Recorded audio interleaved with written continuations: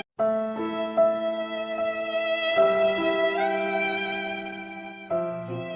जय। श्री सद्गुरु महाराज की जय।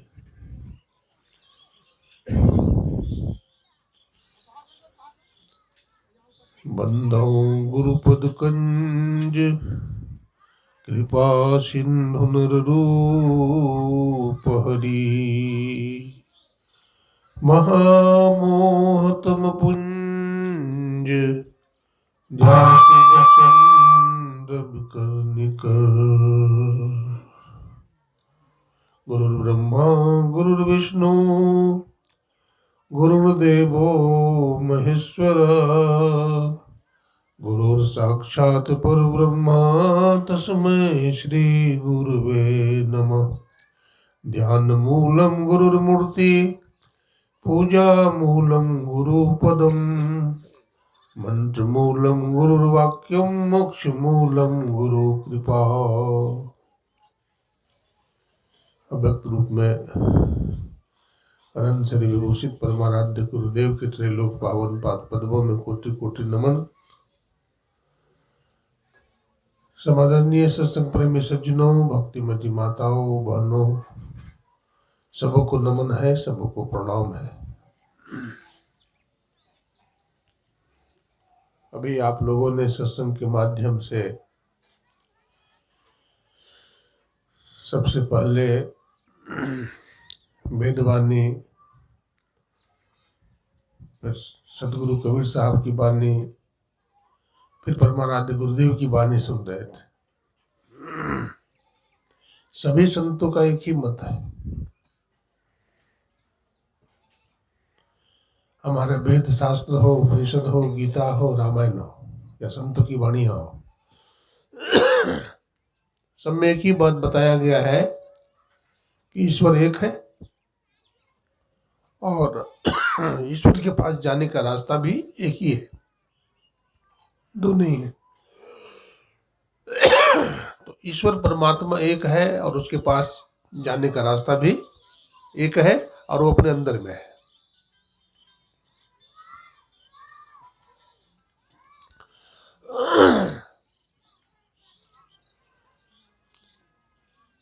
संसार में हर प्राणी, हर जीव की कुछ न कुछ इच्छा है, बहुत तरह की इच्छा है। उतनी इच्छा की पूर्ति नहीं हो सकता। संत महात्मा लोग कहते हैं इच्छा को कम करो। अगर इच्छा ही करना है तो सत्संग की इच्छा करो, ईश्वर की भक्ति की इच्छा करो, सेवा करने की इच्छा करो।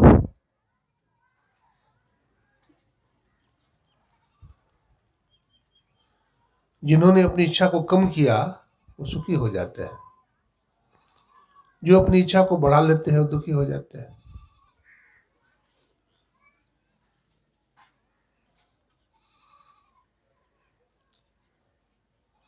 अभी वेद भगवान ने बताया,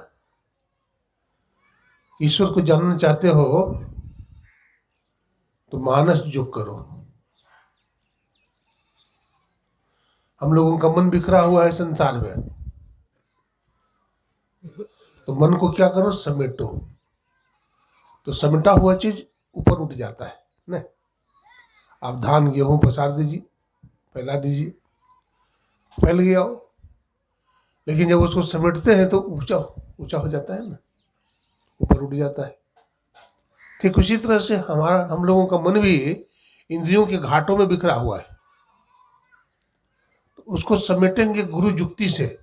गुरु महाराज जो जुक्ति बताए हैं ध्यान भजन करने का, उस जुक्ति से क्या करेंगे, उसको समेटेंगे। तो समेटते समेटते क्या होगा, ऊंचा उठ जाएगा। मानस जप के द्वारा हम लोग समेटते हैं, मानस ध्यान के द्वारा समेटते हैं बिखरा हुआ मन को, बिंदु ध्यान के द्वारा भी समेटते हैं।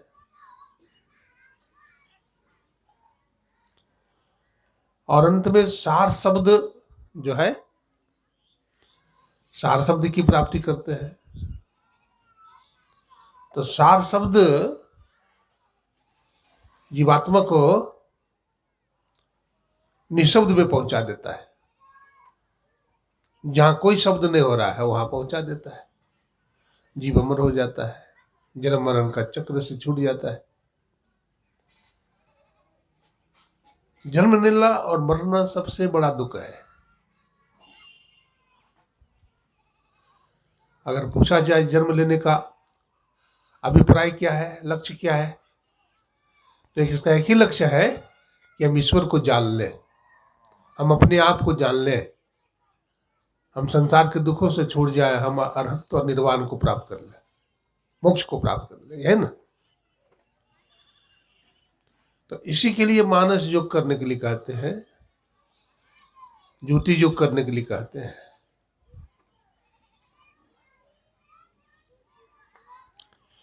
कबीर साहब कहते हैं, संगति से सुख उपजय, कुसंगति से दुख जोय, और कह कबीर तहां जाइए, साधु संग जहां हो। सत्संग से सुख मिलता है, अगर कुसंगति करेंगे तो दुख मिल जाएगा।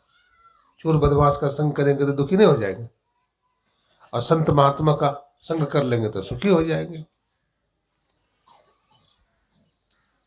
आप संत महात्मा का संग करके देखिए, सत्संग कीजिए, भजन कीजिए, आपको स्वतः शांति मिलेगा, आपको चैन मिलेगा। और दुष्ट का संग करके देखिए तो सदा दुखी रहिए।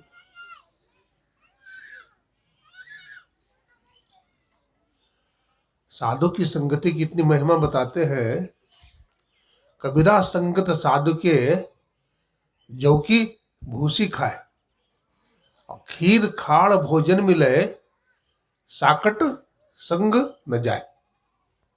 कहते हैं जौ की भूसी वाला रोटी भी अगर खाने को मिले और हमको सत्संग मिले तो सत्संग करना चाहिए। 56 प्रकार का भोजन खा करके भी अगर सत्संग न मिले, कुसंग मिले, तो वो 56 प्रकार के भोजन से क्या लाभ हुआ? हमको नरक में डाल देगा, हमको दुख में डाल देगा, हमको कुआं में गिरा देगा, तो लाभ नहीं हुआ और कुछ नहीं। तो कबीर साहब कहते हैं सत्संग की बड़ी महिमा है। इतना महिमा है भजन करने का कि कबीर साहब कहते हैं, सपने में बर राय के धोखे हो निकरे नाम, बाके पक्की पैतरी मेरो तन को चाम। कहते हैं कोई स्वप्न में चला गया आदमी स्वप्न में जाता है ना, अपना बिस्तर पर लेटता है, लेटे लेटे उसको ऊँघी आने लगती है, फिर स्वप्न में चला जाता है, फिर गहरी नींद में चला जाता है।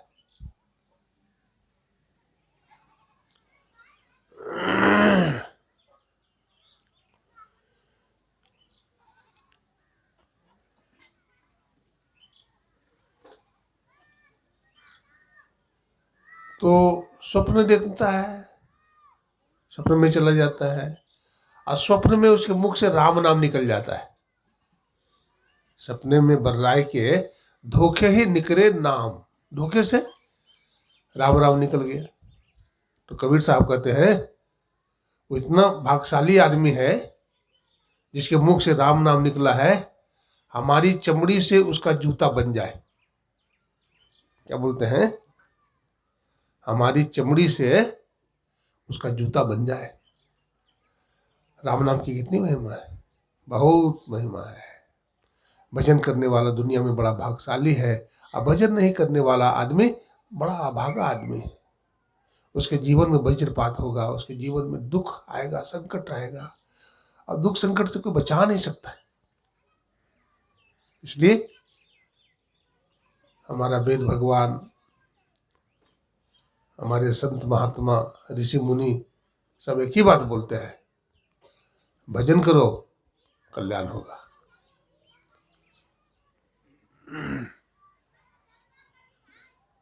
देखिए, एक घर में जो घर का मुखिया था चोरी करता था। मुखिया मतलब बड़ा आदमी, घर का जो मालिक था मुखिया, उसको भी बोलते हैं। और ऐसे एक मुखिया साहब भी होते हैं, वो मुखिया ने घर का मुखिया। तो खुद भी चोरी किया अपने पूरे जीवन, और अपने बेटे को भी, चारों बेटे को चोर बना दिया। तो चोरी करने के लिए जाता था, चुरा के लाता था रोज, सोना चांदी रुपया पैसा अनाज सब कुछ चुराता था। सबका आदत बिगाड़ दिया, सबको चोर बना दिया।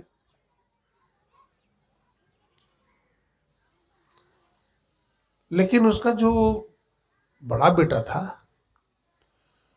वो थोड़ा सा धार्मिक भी था, माँ काली की पूजा करता था वो, माँ काली की पूजा करता था। चोरी करके आता था तो माँ काली की पूजा करता था, चोरी करने से पहले भी माँ काली की पूजा करके जाता था। उसका बाप मुखिया जो सिखाता था कि बेटा देखो, हमारी एक बात मानो, अब तुम बूढ़ा हो गए, अब तो तुम्ही लोग को चोरी करना है, घर चलाना है। साधु महात्मा के संग कभी मत करना, उसकी बात कभी मत सुनना, नहीं तो तुम्हारा बिजनेस व्यापार चौपट हो जाएगा। नहीं सुनना साधु महात्मा की बात। तो कहा ठीक है पिताजी, नहीं सुनेंगे। एक बार की बात है, उसका बेटा कहीं जा रहा था,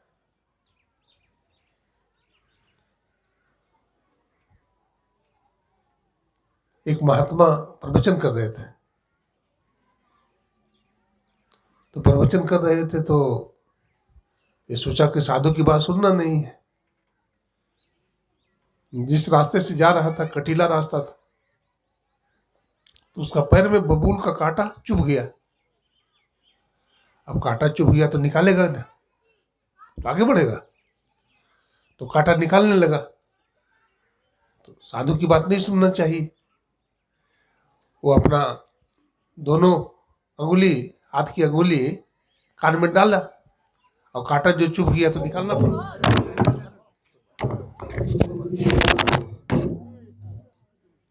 जबकि तो क्या सुने,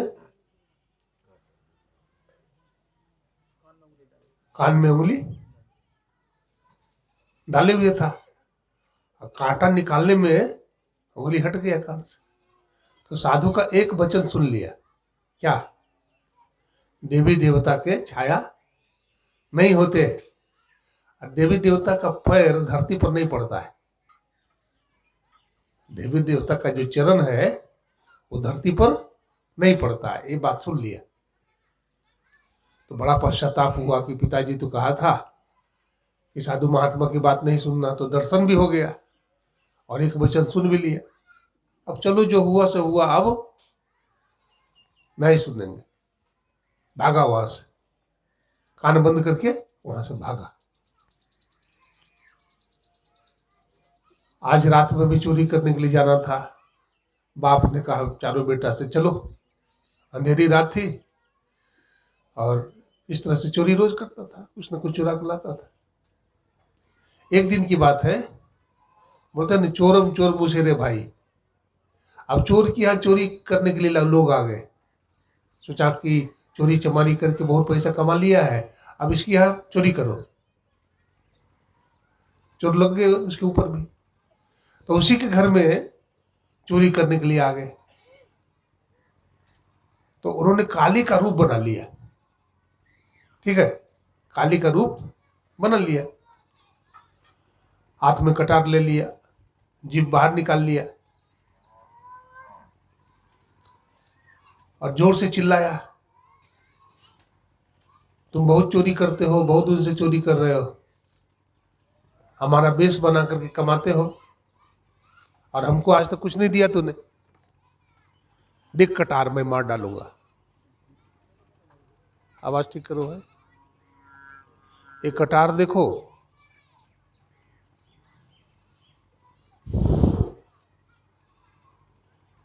श्री सदगुरु महाराज की आवाज ठीक करो, नहीं हुआ ठीक।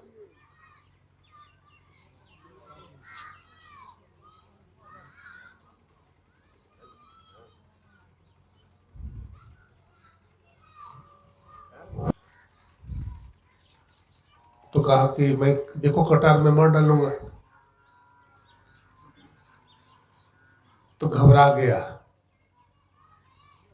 घर के जो लोग थे घबरा गए कि भाई आज तो मार ही डालेगा।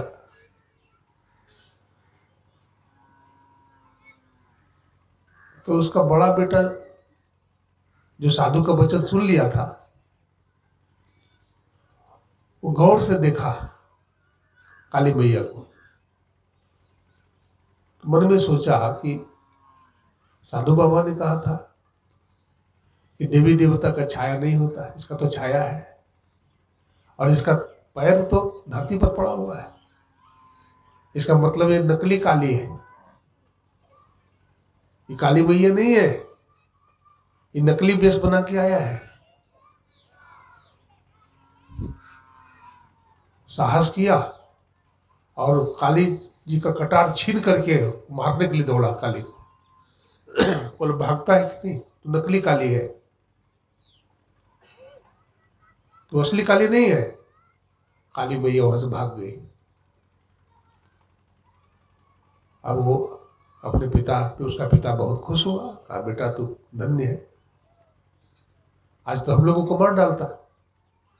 लेकिन कहा पिताजी आज एक बात कहूं। बोला हाँ कहो। कहा आपकी शिक्षा गलत है, आपने हम लोगों को सब दिन सिखाया बेटा साधु का संग नहीं करना, साधु का संग करोगे तो तुम्हारा चोरी करना छूट जाएगा, तुम्हारा बिजनेस व्यापार ठप हो जाएगा। आज तक आपकी बात मानता रहा। पिताजी आज जो एक साधु का वचन सुन लिया कि साधु महात्मा का छाया नहीं होता, उसका साधु महात्मा का चरण धरती पर नहीं पड़ता है, ये बात सुन लिया तो संपत्ति भी बच गई और जान भी बच गई। अगर पूरा जीवन साधु का संग करेंगे तो जिंदगी धन्य हो जाएगा। इसलिए पिताजी हम लोग साधु का संग करें। साधु का संग करने से कोई घाटा नहीं, लाभ ही लाभ है। कबीर साहब ने कहा यही सत्संग में लाभ बहुत है, तुरंत मिलावे गुरु से, अब मूर्ख जन कोई सार न जाने, सत्संग में अमृत बरसे, मैं तो आन पड़ी चोरन के नगर, सत्संग बिना जिए तरसे। कबीर साहब कहते हम चोरों की नगरी में आ गए हैं। तो चोरों की नगरी क्या है भाई? कोई भी ऐसा नगर नहीं है दुनिया में कि केवल चोरे रहता हो, कुछ बढ़िया आदमी भी रहता है। तो कौन सा नगरी है कि कबीर साहब कह रहे हैं मैं तो आन पड़ी चोरन के नगर। तो हम लोगों का जो शरीर है, मानव का जो शरीर है, इसी में चोर रहता है। और कितना चोर रहता है? तो कहते बसे 2500 चोर, 25 चोर रहते हैं। काम दीवाना क्रोध है राजा, बसे 2500 चोर। तो ये जो 25 चोर है, 25 प्रकृति है ना। 25 प्रकृति क्या है? चोर है। चोर है, चोर का सरदार भी रहेगा इसमें। तो चोर का सरदार है मन। मन क्या है? अगुआ है, सरदार है।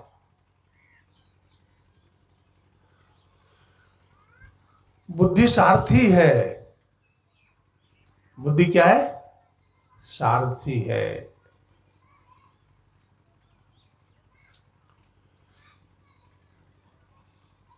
तो ये जो चोर है कहाँ रहता है? चोर है चांदनी रात न भावा। नहीं, चोर को चांदनी रात अच्छा लगता है? नहीं, पकड़ा जाएगा। चोर जब भी चोरी करता है तो अंधकार में। हमारे अंदर भी जो 25 चोर है, चोरी कब करता है? जब हम अंधेरा में रहते हैं। आंख बंद करते हैं तो क्या देखते हैं? अंधेरा। तो अंधेरा में अज्ञान रहता है, चोर रहता है। ठीक है। तो आंख बंद करते हैं, अंधेरा देखते हैं, तो समझिए चोर इसमें है। काम क्रोध लोभ मोह मद मत्सर आदि चोर बैठे हुए हैं। सब चोर आक्रमण कर देता है। जवानी चली गई, बुढ़ापा आ गया, सब चोर छिपा हुआ है इसमें। हर तरह का बीमारी आ जाएगा। भजन नहीं करो ना, याद रखिए गठिया भी होगा, आपकी रोशनी भी चली जाएगी, और कान वाला मशीन भी आ जाएगा, और फिर सब फेल भी हो जाएगा ना। कितनों तेल लगाइए, ललका तेल चाहे करका तेल है, गांव में लगाते हैं ना ललका तेल, दर्दनाशक, काम नहीं करेगा। दवा काम नहीं करने लगी, दवा खाते रहिए, दवा खाते रहिए, दवा खाते खाते फिर चले जाते हैं दुनिया से।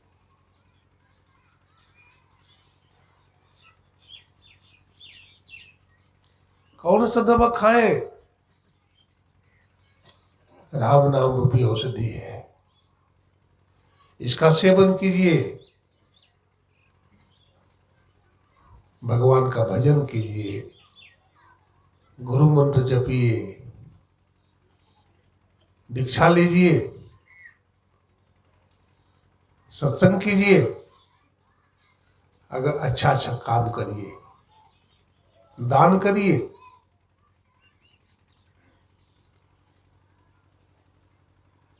ध्यान कीजिए, इंद्रियों का दमन कीजिए, अहंकार मत कीजिए, क्रोध मत कीजिए।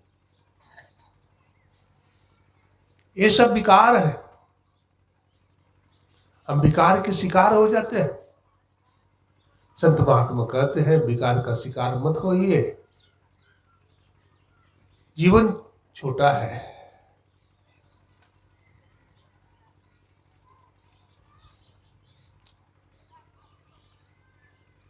मैं संत का संग की बात कर रहा था, कबीर साहब कह रहे थे साधु के संग से बड़ा लाभ होता है। कबीरा संगत साधु के हरे और की व्याधि, असंगत बुरी असाधु की आठों पर उपाधि। साधु की संगति से बड़ा लाभ होता है। एक बार की बात है, एक चूहा अपने बिल से निकला, एक चील ने देखा, झपट्टा मार लिया और चूहा को लेकर के आसमान में उड़ गया। आसमान में उड़ करके उस चील के ऊपर एक बाज ने झपट्टा मारा, तो उसका मुंह से गिर गया चूहा। चूहा नीचे गिर गया तो अब धरती पर गिरेगा तो चोट लगेगी, बड़ी चोट लग गई।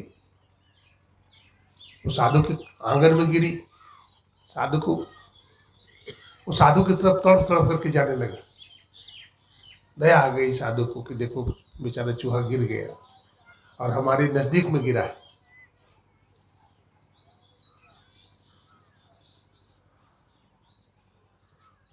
अगर किसी वही चूहा अगर किसी मांस खाने के बाद वाला के पास गिरता तो उसका मांस बना के खा जाता, लेकिन साधु के पास गिरा तो साधु को दया आ गई। उन्होंने सोचा कि इसका भला कर दे, हम दया आ गई। देखिए दया करना चाहिए, जीव पर रहम करो, दया करो। दया धर्म का मूल है, पाप मूल अभिमान। तुलसी दया न छोड़िए जब लगे घट में प्राण। जब तक घट में प्राण है तो दया नहीं छोड़िए, क्योंकि धर्म का मूल दया है।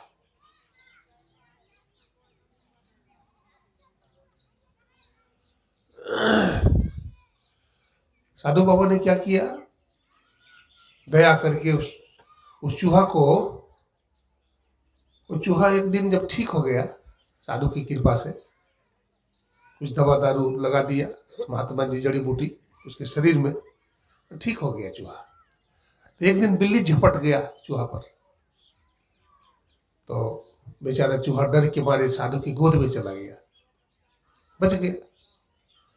तो साधु ने सोचा कि इसको बिल्ली बना देते हैं, तो साधु ने क्या किया, उसको बिल्ली बना दी अपने जोग बल से। तो एक दिन कुत्ता झपट पड़ा, तो सोचा कि इसको कुत्ता ही बना दे, फिर ये निर्भय हो जाएगा, तो कुत्ता बना दिया। तो एक दिन एक शेर झपट गया उस पर, तो सोचा कि अब इसको शेरे बना देते हैं। अब शेर बना दिया उसको, अब वो जंगल चला जाए और जंगल में दहाड़े तो सब जंगली जानवर भाग जाए, बहुत शिकार करे, वो खाए जानवर को मार कर। तो अन्य जंगली जानवर समझता था कि ये असली शेर नहीं है, नकली शेर है, ये चूहा से, ये महात्मा जी की कृपा से ये शेर बना हुआ है, ये असली शेर नहीं है। तो सुनता था शेर तो उसको अच्छा नहीं लगे, बोला यही साधु हमारा शिकायत करता है, न रहेगी बांस न बजेगी बांसुरी, इसी को खा जाओ आज। तो गुस्सा में आया, और गुस्सा में आकर के महात्मा जी पर झपटा, जोर से दहाड़ा झपटा।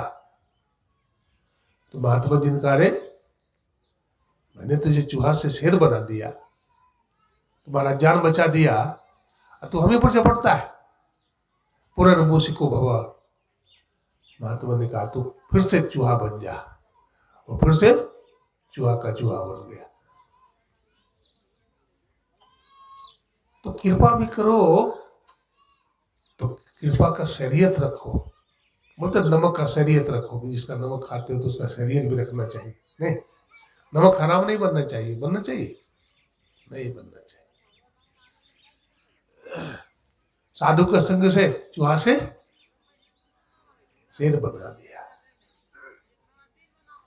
अब तो महात्मा अपने जैसे बनाने वाले थे, लेकिन नहीं बन पाया, अहंकार हो गया, और फिर चूहा का चूहा बन गया।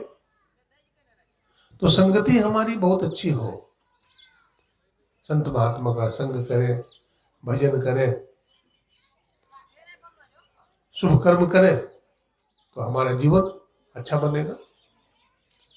संत शरण मन लागरे, तेरी अच्छी बनेगी। संतों के शरण में चले जाएंगे तो हमारा अच्छा बन जाएगा।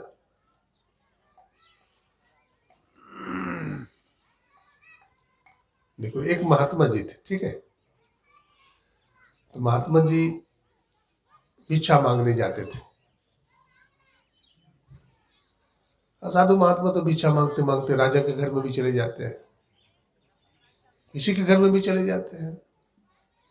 तो भिक्षा मांगते मांगते चले गए एक राजा के दरबार में, और भिक्षाम देही आवाज लगाया। तो राजा जो बड़ा कंजूस था, किसी को कुछ देता नहीं था, लेकिन महात्मा के शरीर में तब तेज था, इतनी रोशनी थी कि महात्मा का दर्शन करते ही उसका मन बदल गया। तो महात्मा से कहा, भाई, अपने दरबान से कहा कि इसको कुछ दे दो खाने को। तो दरबान ने उसके कमंडल में दाल रोटी सब्जी दे दिया। महात्मा जी वही राजा से कहा, राजन, अब तो मौसम भी खराब है, अंधेरी रात है, अब कहाँ जाए, रात हो गई, अब अगर आपका आदेश हो जाए तो यही सो जाए। राजा साहब ने कहा, कोई बात नहीं, सो जाओ, क्या दिक्कत है, रहने के बहुत सारे कमरे हैं, किसी कमरा में आसन लगा लो। तो महात्मा ने कमरा में अपना आसन लगा लिया। अब वो चक्रवर्ती राजा था, बहुत बड़ा राजा। महात्मा रात भर रुक गया, सुबह ब्रह्मुहूर्त में जागा, क्रियाकर्म से निवृत्त होकर के स्नान किया, भजन किया, भजन करके सोचा अब चलना चाहिए। तो राजा से आदेश लेने के लिए गया कि राजन, अब मैं चलता हूं। तो महात्मा जी ने कहा कि अब मैं चलता हूं, आदेश दीजिए। तो राजा ने कहा कि महात्मा जी, जब रहे हैं रात भर तो हमारा राजपाट भी देख लीजिए, हमारा बगीचा देख लीजिए, हमारा कोषागार देख लीजिए, हमारा यज्ञशाला देख लीजिए, हमारा नृत्यशाला देख लीजिए। तो बोला ठीक है, दिखा दीजिए। तो कोषागार दिखाने के लिए गया, तो क्या वहां पर 5000 ऊंट था। अब बोला कि 5000 ऊंट जो है ना, इस ऊंट पर हमारे तिजोरी की चाबियां चलती है। बताइए, 5,000 ऊंट पर केवल तिजोरी की चाबी चलती है, और तिजोरी सोने की है। अब सोने की तिजोरी है तो हीरा से कुछ कम होगा उसमें? हीरा है, पन्ना होगा, कुछ कीमती धातु होगा।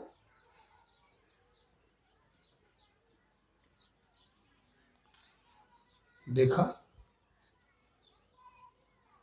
बागीचा दिखाया, नृत्यशाला दिखाया, यज्ञशाला दिखाया। बोला राजन अब हम चलते हैं। तो महात्मा को दया आ गई कि इसका अन्न मैं खाया हूं, तो इसको भी कुछ दे के जाना चाहिए। तो महात्मा ने कहा कि राजन, हमसे कुछ मांग लो, तुम हमसे कुछ मांग लो। तो राजा को बड़ा आश्चर्य हुआ कि भाई तो फक्कड़ आदमी है, खाने का ठिकाना नहीं है, रहने का कोई ठिकाना नहीं है। खाने को रोटी मैंने दिया, रहने का जगह मैं दिया, ये बोलता हमसे कुछ मांग लो। बोला ये हमको क्या देगा, कि तुम हमको क्या देगा फक्कड़? तुमको खाने को रोटी नहीं है, रहने का घर नहीं है, तो हमको क्या देगा? महात्मा का चेहरा पर एक प्रकाश था, गंभीरता थी उसके चेहरा पर। तो महात्मा ने कहा राजन, मैं सही कहता हूं, हमसे कुछ मांग लो। तो बोला क्या दोगे तुम? बोला जो तुम मांग लो। बाहर से कंगाल दिखाई, भीतर से लालो लाल है, गुदड़ी में छिपा हुआ वो गुदड़ी का लाल है।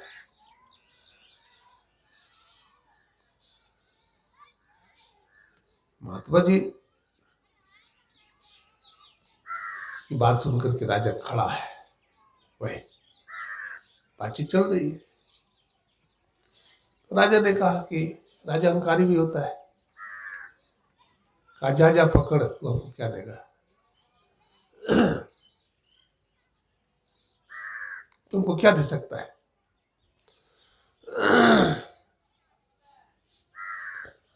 तो महात्मा कुछ बड़बड़ाते हुए चल लिया, आया बोझ फकीर की, दिया झोपड़ा फूक। महात्मा चल लिया कुछ बड़बड़ाते हुए।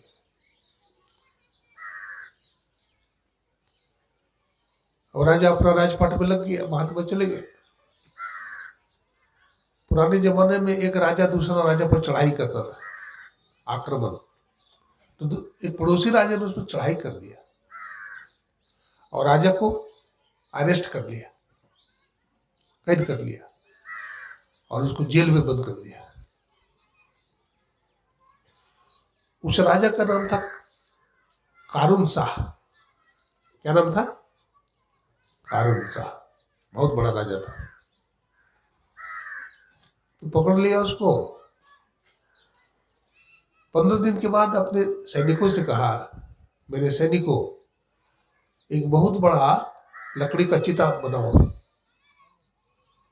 लकड़ी का चिता बन गया। बोलो उस राजा को लाओ, कारून साहब। बोले उसका हाथ की हथकड़ी खोल दो, पैर का बेड़ी खोल दो और उसको ले आओ यहाँ। चिता सुलगाओ और चिता पर इसको जिंदा झोंक दो, जला दो। अब थरथर कांपने लगा राजा कि अब तक तो राजपाट गया था, अब तो पत्नी बेटा बेटी सबसे हाथ धोने पड़े। घबरा गया।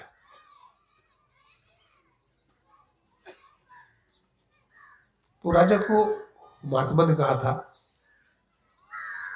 संकट के समय में, दुख के समय में तुम हमको याद कर लेना। जब उसका अपमान कर दिया था ना महात्मा का, तो बोला कि संकट के समय में, दुख के समय में तुम हमको याद कर लेना। तो सोचा इससे बड़ा संकट क्या होगा? अब तो राजपाट भी चला गया, अब तो चिता पर जिंदा जला रहा है, इससे बड़ा संकट क्या होगा? तो क्यों ना याद करे। तो महात्मा का नाम लेकर के बोलने लगा, सुलेन बचाओ, सुलेन बचाओ, सुलेन बचाओ। तो राजा, जो दूसरा राजा था, बोला भाई किसको तो बुला रहा है? स्वयं कौन है तुम्हारा? बोला स्वयं तो हमारा कोई नहीं है, लेकिन स्वयं एक महात्मा है जो हमारे दरबार में, जब उसको भूख लगी थी वो आया था, हमसे रोटी मांगा था तो मैंने उसे दे दिया था। बोले स्वयं तुम्हारा लगता कौन है? बोला हमारा कोई नहीं लगता है, महात्मा बिच्छू है। अब वो जो राजा था, वो राजा के गुरु थे स्वयं। बोला हे राजन, तूने मरते समय में हमारे सदगुरु का नाम लिया है, मरते समय में हमारे सदगुरु का नाम लिया है, इसलिए ऐसे लिखो, इसके हाथ की हथकड़ी खोल दो,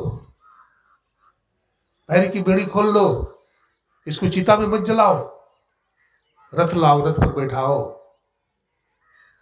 इसके गले में फूल की माला डालो, इसकी आरती उतारो और सत्सम्मान इसको राज्य में पहुंचा दो और इसका राज्य वापिस कर दो। देखिए कबीर साहब कहते हैं, कबीरा संगत साधु के हरे और की व्याधि, संगत बुरी असाधु के आठों पहर उपाधि। ये साधु की संगति क्या है? हरे और की व्याधि, औरों की व्याधि माने दुख संकट को हरने वाली, और असाधु की संगति दुख में डाल लेगी। एक महात्मा कहते थे, साधु की संगति न जाने हमारी हाथ की हथकड़ी खोल दे, कब पैर की बेड़ी खोल दे, हमको आजाद कर दे, और दुष्ट चोर बदमाश का संग न जाने कब हाथ में हथकड़ी डलवा दे, जेल में बंद करवा दे। गोस्वामी तुलसीदास जी कहते, संत संग अपवर्ग कर, कामी भवकर पंथ, कह ही संत कवि कोविद, श्रुति पुराण सदग्रंथ। संतों का जो रास्ता है अपवर्ग, अमन नहीं, अपवर्ग में प फ ब भ म, प से लेंगे जहां पाप पुण्य नहीं होता है, फ से लेंगे जहां फलाशा नहीं है, कोई भी फल की आशा नहीं है, कोई भी फल की कामना नहीं,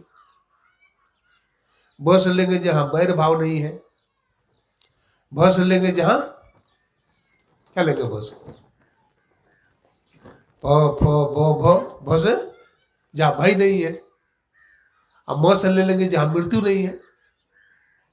तो जहां ये सब नहीं है वहां अपवर्ग है। अपवर्ग का मतलब मोक्ष होता है, वहां क्या है, मोक्ष है। तो संतों का संग करेंगे तो हमें मोक्ष की प्राप्ति होगी। संतों का संग कीजिए, संत सदगुरु से दीक्षा लीजिए, त्रैकाल संध्या कीजिए, पंच पाप से अपने आप को बचाइएगा तो मोक्ष की प्राप्ति हो जाएगी।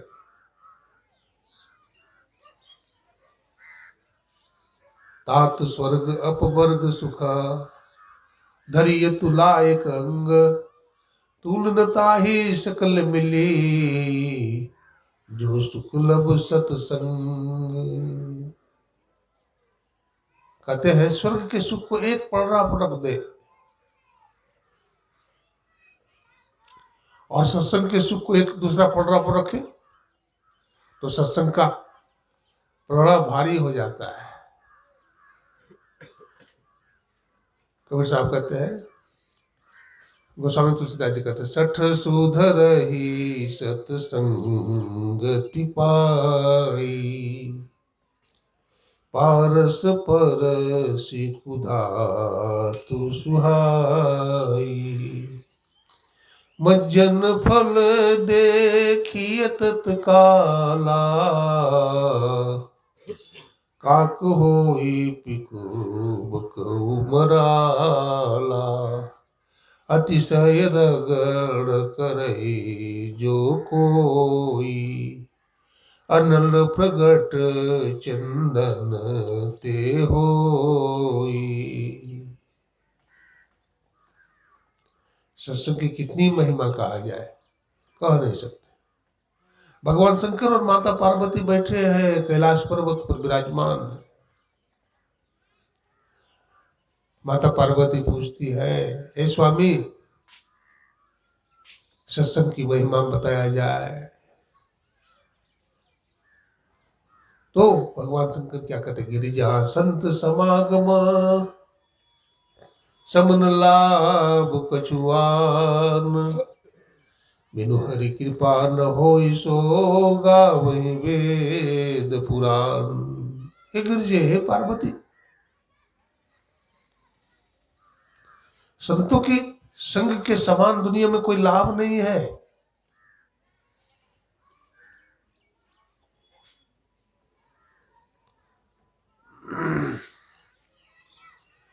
हे पार्वती, हे गिरजे, व्यक्ति का एक मुख करोड़ हो जाए, एक मुख की जगह करोड़ मुख हो जाए, करोड़ मुख में असंख्य जिह्वाएं हो जाए, और एक एक जिह्वा पर एक एक सरस्वती मैया विराजमान हो जाए। सरस्वती पूजा है ना, आज सरस्वती पूजा है, आज बड़ा शुभ दिन है। आज संपूर्ण भारतवर्ष में सरस्वती पूजा मनाया जाएगा। बतलाते हैं, एक एक जीव पर एक एक सरस्वती विराजमान हो जाए, एक एक गणेश विराजमान हो जाए, और सत्संग की महिमा का बखान करें तो नहीं कर सकते। सत्संग की इतनी महिमा है। सत्संगत जग सार साधो, सत्संगत जग सार रे। गंगा नहाए जमुना नहाए, नहाए हरिद्वार रे। सब तीर्थ कर आए, मन का नहीं सुधारे। सब तीर्थ में चले गए, लेकिन कहीं सुधार नहीं हुआ। संत महात्मा कहते हैं, सुधार संत के शरण में होगा, सत्संग में होगा। सुधार कहाँ होगा? संत के शरण में होगा, सत्संग करने से होगा। इसलिए सत्संग कीजिए। हमारे गुरु महाराज क्या कहते हैं, नित प्रति सत्संग कर ले प्यारा, तेरा कार सरे सारा। हे प्यारे, नित प्रति सत्संग कर, तुम्हारा सारा काम बन जाएगा। लोग धूल फाकते रहते हैं, दीक्षा नहीं लेते हैं, और निगुरा बने रहते हैं पूरा जीवन ना। गुरु भक्ति की महिमा अपार, निगुरा क्या जाने ना। मांस खाएगा, मछली खाएगा, अंडा खाएगा, दारू पिएगा, उसके पास में कोई आदमी बैठ नहीं सकता है। बैठ सकता है? कैसा जिंदगी है। मांस खा करके, दारू पी करके जो आदमी सोया रहता है, देखो लगता है कि राक्षस है। कैसा जिंदगी है, नरकगामी बना हुआ आदमी। अरे परमात्मा ने मानव का जीवन दिया तो सुबह में स्नान करो, भगवान का भजन करो, सत्संग करो, दुनिया का भला करो। वो आदमी सबको अच्छा लगता है, चोर बदमाश को भी वो आदमी अच्छा लगता है। भले ऊपर से न माने, लेकिन उसकी अंतरात्मा गवाह देती है कि आदमी बहुत अच्छा है। उसकी अंतरात्मा गवाह देती है कि आदमी बहुत अच्छा है, भला आदमी। सब उसका इज्जत करते हैं। अरे सब कुछ छूट जाएगा भाई, लेकिन तुम्हारा जीवन का जो सत्कर्म है ये बना रहेगा। गुरु महाराज कहते हैं, नित प्रति सत्संग कर ले प्यारा, तेरा कार सरे सारा। क्या जाएगा साथ में, सब यही छूट जाता है। हमारे बाबा बैठे हुए हैं टोपी वाले, सामने बातचीत हुई, इन्होंने जमीन दान किया स्कूल के लिए। गुरु महाराज ने हमको प्रेरणा दिया, बाबा मैंने स्कूल के लिए दान दिया, बहुत अच्छा काम है। आज इतने बच्चे पढ़ रहे हैं वहाँ, इन्होंने अपना जमीन क्या ले जाते, जमीन तो यही रहेगा, लेकिन अच्छा काम में लगा दिया। आपका सत्संग मंदिर बनवा देते हैं तो बहुत अच्छा काम है। हमारे गुरु महाराज कहते थे कि देखो जी, भगवान ने तुमको बहुत जमीन दिया है तो अच्छा काम में लगाओ, सत्संग मंदिर बना दो, स्कूल बना दो, धर्मशाला बना दो। चोर ले लेगा, चोर ले जाएगा चुरा करके, दारू पी लोगे, गलत काम में खर्च कर दोगे, धन का भी सदुपयोग करो।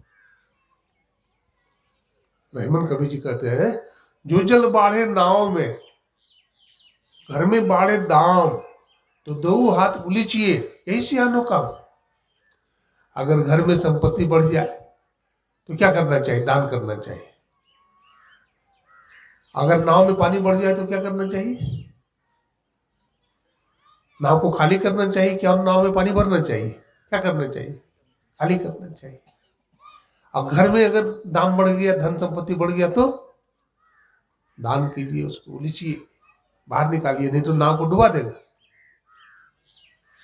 तो बुद्धिमान आदमी का यही काम है, सोच समझ करके दुनिया का काम करना चाहिए। बिना सोचे समझे कोई काम नहीं करना चाहिए। बिना विचारे जो करे सो पाछे पछताए, काम बिगाड़े अपना, अजग में होत हंसाए।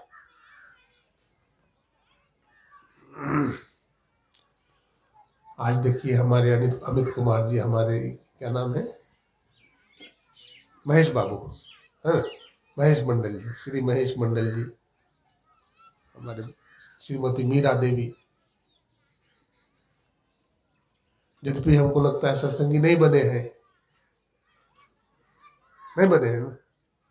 नहीं बने, क्योंकि गुरु महाराज इनके चेहरा में नहीं दिखते। गुरु महाराज इनके चेहरा में तब दिखते जब ये ध्यान भजन करते, लेकिन गुरु महाराज इनके चेहरा में नहीं दिख रहे हैं, इसका मतलब ये सत्संगी नहीं बने, लेकिन जरूर बनेंगे। अमित कुमार इस घर में लोगों को दीक्षा की प्रेरणा देंगे, क्योंकि ये बच्चा बहुत होनहार लगता है। ये बहुत होनहार बच्चा था, लेकिन अभी दुनिया में नहीं है, लेकिन अच्छा कर्म करके गया है तो अच्छा होगा। आत्मा अमर है, आत्मा अमर है, आत्मा मरता नहीं है, इसलिए घबराने की भी बात नहीं है। कपड़ा जैसे पुराना हो जाता है तो पुराना कपड़ा को आदमी बदल लेता है, नया कपड़ा पहन लेता है, इसी तरह से कपड़ा पुराना हो जाता है तो जीव भी चोला बदल लेता है। इसलिए घबराने की बात भी नहीं है। इनके नाम पर इनके माता पिता, इनके भाई बंधु ने सत्संग का आयोजन करवाया, बहुत उत्तम काम है, बहुत उत्तम काम किया है। सत्संग का फल उनको मिलेगा। भागवत महापुराण में कथा आती है, धुंधकारी है ना, गोकर्ण जी जो थे ना, धुंधकारी दो भाई, उनके पिता का नाम आत्मदेव था, ब्राह्मण थे, उनको बेटा वोटा नहीं होता था, तो वो चाहते थे कि हमको एक बेटा हो जाए। बहुत यज्ञ अनुष्ठान किया लेकिन नहीं हुआ, तो संत महात्मा के पास गए, तो संत की कृपा से उनको एक बेटा हुआ। बेटा तो हुआ लेकिन बड़ा दुष्ट, धुंधकारी, धुंधली का बेटा था, धुंधकारी। और उसका भाई जो था बड़ा, उसका नाम गोकर्ण था। गोकर्ण महात्मा था और धुंधकारी चोर था, बदमाश। वो बुरी संगति में पड़ गया धुंधकारी, वेश्याओं का संग करने लगा, दारू पीने लगा, जुआ खेलने लगा, भांग अफीम खाने लगा।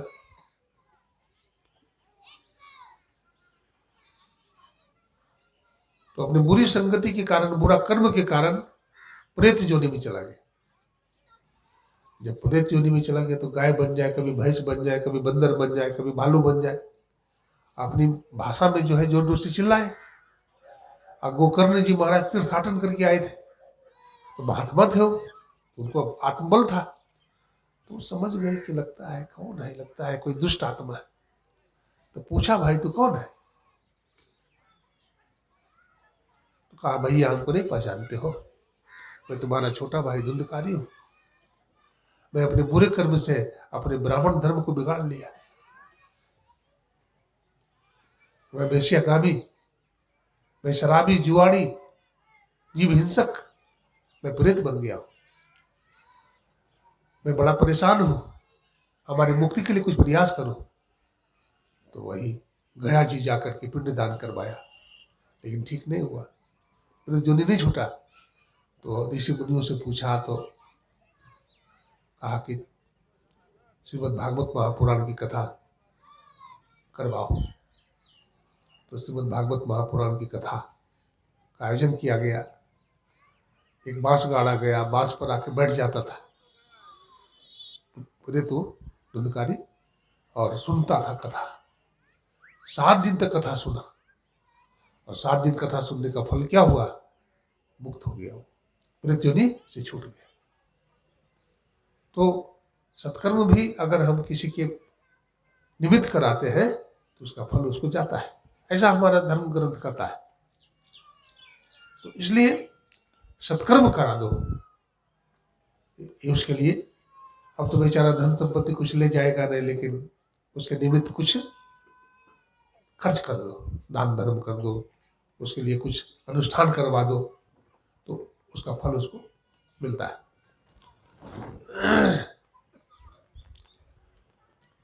समय कितना हुआ भाई? देखो समय कितना हो गया। ये सुनिए तो ध्यान से सुनिए, बातचीत नहीं करिए, सुनिए।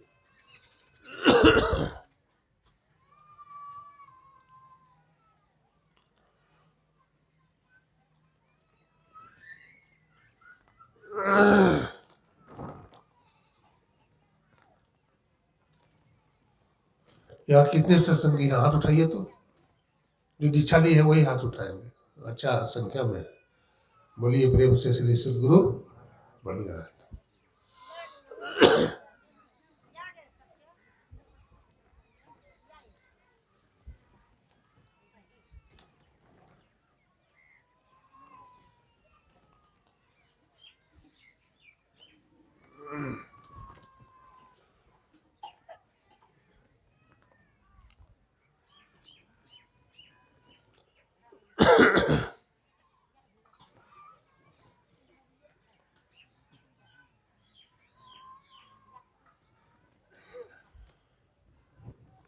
श्री सद्गुरु महाराज की जय। अपना देश भारतवर्ष जो है ना, ऋषि मुनियों का देश है। इसमें बहुत सारे संत महात्मा हुए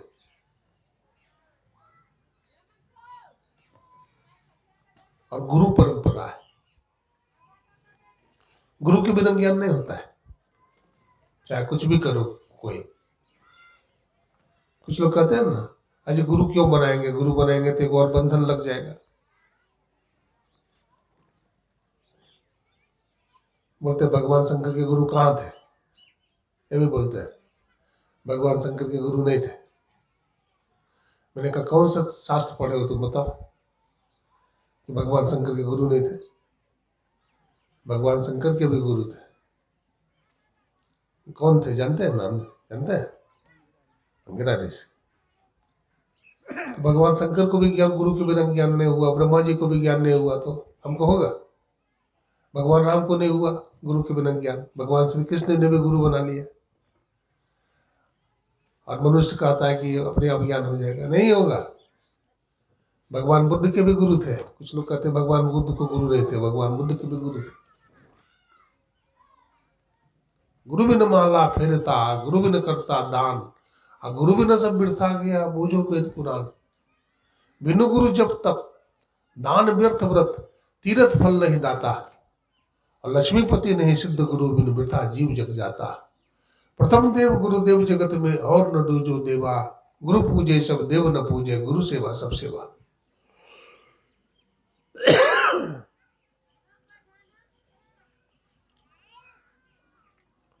दादू दयाल जी महाराज का नाम सुना है? दादू दयाल जी थे। तो दादू दयाल जी महाराज दुकानदारी करते थे।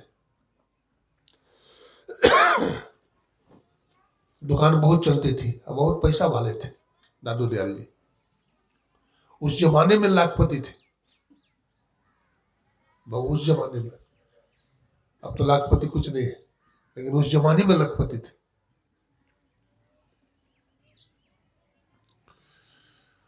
दुकान बहुत चलती थी, बड़ी भीड़ रहती थी। तो दुकान में बैठे थे, सामान बेच रहे थे, कुछ लिखते भी जा रहे थे बीच बीच में। अचानक आसमान में काले काले बादल छा गया, मूसलाधार बारिश होने लगी। तो बहुत सारे यात्री लोग हैं ना, वो दुकान में आ गए बचने के लिए पानी से। अगर पानी से बचने के लिए कोई हमारे घर में आ जाता है तो हम भगाते नहीं है, उसको बैठने के लिए जगह दे देते हैं, आओ बैठो।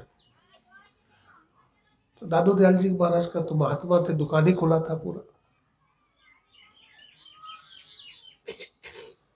बहुत लोग आ गए दुकान में, तो उसी भीड़ में उसके गुरु महाराज भी आ गए, दादू दयाल जी के गुरु महाराज। तो गुरु महाराज आ गए तो वो भी खड़े हो गए कोने में। अब दादू दयाल जी महाराज सामान बेच रहे हैं, तो सामान बेचते बेचते जब सब ग्राहक लेके चला गया तो दादू दयाल जी बच गए। दादू दयाल जी के गुरु महाराज खड़े थे, ये पहचान गए अपने गुरु को कि अरे तो हमारे गुरु महाराज खड़े हैं, कुछ बोले भी नहीं, हम उनको देखा भी नहीं। तो बड़ी लज्जा आई मन में। एक थाली में काजू किशमिश कुछ दक्षिणा कुछ कपड़ा लेकर के गुरु महाराज के सामने पहुंचे, चरणों में रखते हैं, प्रणाम करते हैं, कहते गुरु महाराज हमसे गलती हो गई, हम आपको पहचान नहीं पाया, देख नहीं पाया, हमसे भारी गलती हो गई, आप खड़े रहे, अब मैं कुर्सी पर बैठा हुआ था, हमसे अपराध हो गया है, आप गलती को माफ कर दीजिए। तो उनके गुरुदेव ने कहा बेटा तुमसे गलती नहीं हुई, गलती तो हमसे हुई। देखो दादू, मैंने 2 घंटा तुम्हारा इंतजार किया तो तू हमारे लिए काजू किशमिश दक्षिणा और कपड़ा लेकर के फूल की माला लेकर के आया। वो परम पिता परमात्मा न जाने कितने जन्मों से तुम्हारे इंतजार में खड़ा है। समझ में आई बात? मैंने 2 घंटा इंतजार किया तुम्हारा, तो थाली में काजू किशमिश दक्षिणा फूल की माला लेकर के आया हमारे सामने, और परमात्मा न जाने जुग जुगांतर से तुम्हारे इंतजार में खड़ा है। बोला वो परमात्मा जुग जुगांतर से हमारे इंतजार में खड़ा है? बोला हाँ। देखिए संत की वाणी में बल होता है। इतना कहा तो अंदर का रील खुल गया। दादू दयाल जी महाराज वहीं से चल दिए, कहा कि दुकानदारी करेंगे। अब असल दुकानदारी मिल गई है? तो एक ज्ञान हो गया। गुरु ज्ञान देते हैं, गुरु के समान कोई दाता नहीं है। जो गुरु दे सकते हैं कोई नहीं दे सकता है। जग में गुरु समान नहीं दाता है, जग में गुरु समान नहीं दाता। गुरु दाता दयाल, वो खोले, गुरु दाता दयाल, वो तो काटे जमजाल, अपल में कर दे निहाल, बजो साध गुरु। तो गुरु बड़े दाता हैं, दयालु भी हैं, वो हमें सब कुछ देते रहते हैं, इसलिए उन पर विश्वास रखना चाहिए ना। हम लोग रोज अश्रुति बिनती करते हैं, उसमें पाठ में पढ़ते हैं, एक सर्वेश्वर पर अचल विश्वास, पूर्ण भरोसा, अपने अंतर में उनकी प्राप्ति का दृढ़ निश्चय रखना, सदगुरु की निष्कपट सेवा, सत्संग और दृढ़ ध्यानाभ्यास, इन 5 को मोक्ष का कारण समझना चाहिए। मोक्ष मतलब छुटकारा, जन्म मरण के चक्र से छूट जाना। देखिए 84 लाख जोनियां है, बढ़िया से सुनिए, थोड़ा सा सुना रहा है। 84 लाख जोनी है, जीव भटकता है, गाय भैंस हाथी घोड़ा कुत्ता, देखते हैं कितना दुख में है पशु पक्षी। हम लोग तो रहने का घर है, खाने के लिए भोजन की व्यवस्था रहती है, बैंक बैलेंस भी कर लेते हैं भविष्य के लिए, लेकिन ये चिड़िया बेचारी बस चोंच भर लेती है, जितना चोंच में अट गया। गाय भैंस क्या चुराएगा? पेट समाता अन्न ले, और चीर भी नहीं पहनता है, कपड़ा भी नहीं पहनता है, और फिर भी कितना बेधड़क रहता है ना, कितना बेधड़क रहता है पशु पक्षी। सवेरे जग जाएगा, कोई आलस नहीं, कोई प्रमाद नहीं। आदमी भोगी है, तुमने उसको शुगर की बीमारी है। बंदर को होता है शुगर की बीमारी, सुने हैं बंदर को, कि बंदर को शुगर हो गया है, या बंदर मोटा हो गया है। आदमी मोटा के भैंसा हो जाता है। गठिया बीमारी हो गया बंदर को, शेर को नहीं होता है, क्योंकि उसका खाना पीना युक्त है। हमारा ना तो खाने का ठिकाना है ना पीने का ठिकाना है, तो बीमारी होगा ना। हाँ, देखो एक दवा बता देता हूँ। रात में किसी को देखो, सबसे बीमारी का जो जड़ है वो कब्ज है। दुनिया में जितना रोग होता है कब्ज होने के, पहले कब्ज हो जाएगा फिर बीमारी हो जाएगी। एक काम करना जिसको कब्ज होता है। इसलिए बता रहा हूँ कि देखो, साधक को पेट साफ होना चाहिए ना, तन स्वस्थ रहेगा तभी ना भजन में मन लगेगा। तो रात में त्रिफला चूर्ण का प्रयोग करना है, गर्म पानी करके 1 चम्मच त्रिफला चूर्ण रात में पाक लेना, पेट साफ हो जाएगा, आँख की ज्योति भी बढ़ेगी। अब बहुत लाभ होगा उसमें, हजारों लाभ होगा शरीर का। तो इसका सेवन साधक को करना चाहिए। किसी को शुगर है, बीपी है, तो उसमें भी लाभ करेगा, है ना। हाँ, तो इसका प्रयोग कर लेना। तो मैं क्या बता रहा था, क्या क्या बोल रहा था, कुछ बोल रहा था। हाँ हाँ, गुरुदाता दयाल हो तो काटे जमजाल, पल में कर दे निहाल, भजो साधु। जीव 84 लाख जोनि में भटकता है। हमारे गुरु महाराज एक बार नेपाल जा रहे थे, ये प्रसंग सुना देता हूँ। नेपाल जा रहे थे, ठीक है, तो बरसात का दिन आ गया था थोड़ा। तो बिना बरसात का भी बरसात हो जाता है, देखो भी वर्षा हो रही, बिना बरसाते का बरसात है, प्रकृति है, वर्षा हो रही है। तो गुरु महाराज बैलगाड़ी से जाते थे, तो पगडंडी पर जो गाड़ी चल रही थी, तो उधर से भी कोई बैलगाड़ी आ रहा था। तो उधर से जो बैलगाड़ी आ रहा था उसमें भैंसा लगा हुआ था 2, और पूरा बैलगाड़ी पर चावल लदा हुआ था, भरा हुआ था गाड़ी फुल।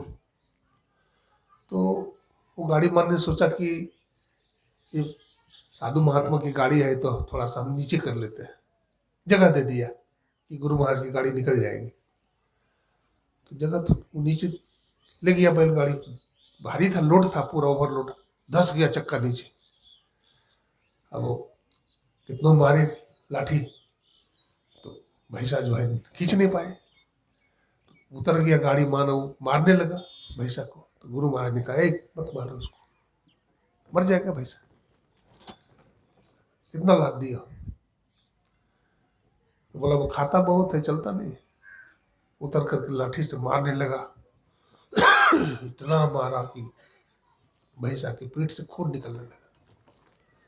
भैंसा पूरा ताकत लगा दिया, भैंसा जीव निकाल दिया अपना, मुंह से खून निकलने लगा, वहीं गिर गया, वहीं मर गया भैंसा, बैलगाड़ी गिर गया नीचे। देखो अगर ये सब जोनी में चला जाएगा जीव, भैंसा के जोनी में, बैल की जोनी में, है सुअर की जोनी में, कबूतर की जोनी में चला जाएगा, तो कितना दुख होगा, नहीं होगा।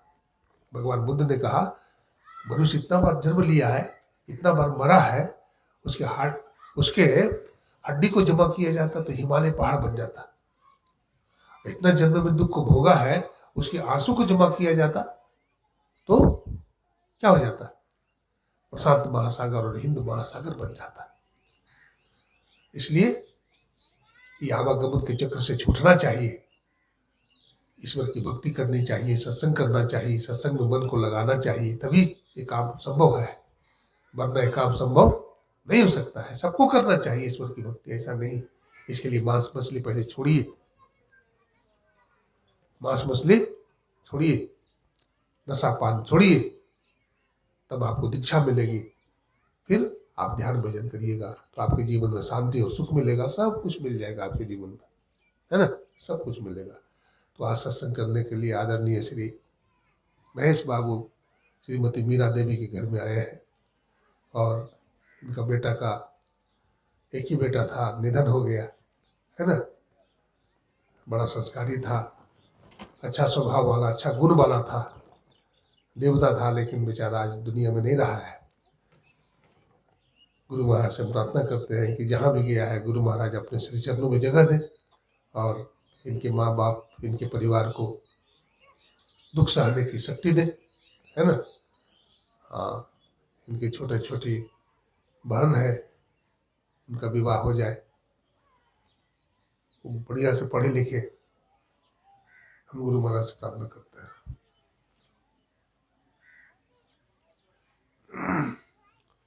तो यही आप लोग की सेवा में सुनाया। जितने भी सत्संगी भाई आए हैं, माता बहने, तो सबके लिए गुरु महाराज से मंगल कामना करते हैं कि ईश सब सुखी हो, कोई न हो दुखारी, सब हो निरोग भगवान, धन धान्य के भंडारी, सर्वे भवन्तु सुखिनः, सर्वे सन्तु निरामयाः, सर्वे भद्राणि पश्यन्तु मां कश्चित् दुःख भाग् भवेत्। बोलिए प्रेम से श्री सद्गुरु महाराज की जय।